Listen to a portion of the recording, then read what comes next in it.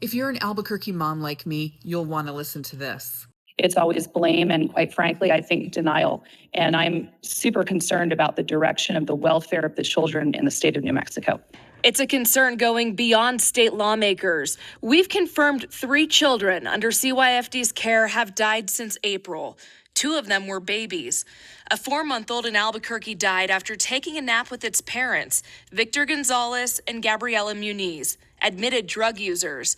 Detectives say the baby was born exposed to meth and fentanyl and went home with its parents under a CYFD safety plan. But during a Legislative Finance Committee meeting Wednesday, State Senator Nicole Tobiasen revealed CYFD did not make contact with that family during the baby's short life. The grandmother was supposed to be checking on that 4-month-old 3 times a day, which I can't even conceive why that is a safety plan. But if that's a safety plan, is the safety plan actually safe?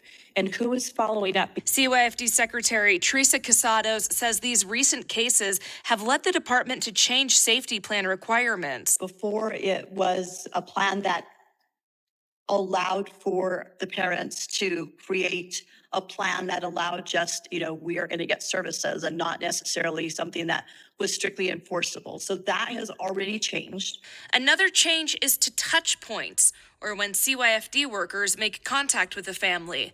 Now, if they can't contact them, an alert goes out for an investigation. She says touch points weren't documented before. We can all agree then that that was a failure on the agency's part. I believe it was a failure on the system that's in place to process.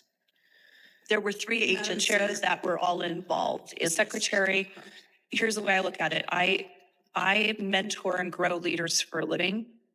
And there comes a point in a leader's career where they pause and they look themselves in the mirror instead of pointing fingers.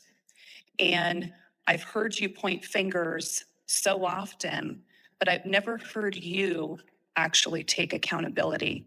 Now to the 10-month-old who died in foster care last week. APD is investigating it as child abuse, but haven't filed any charges.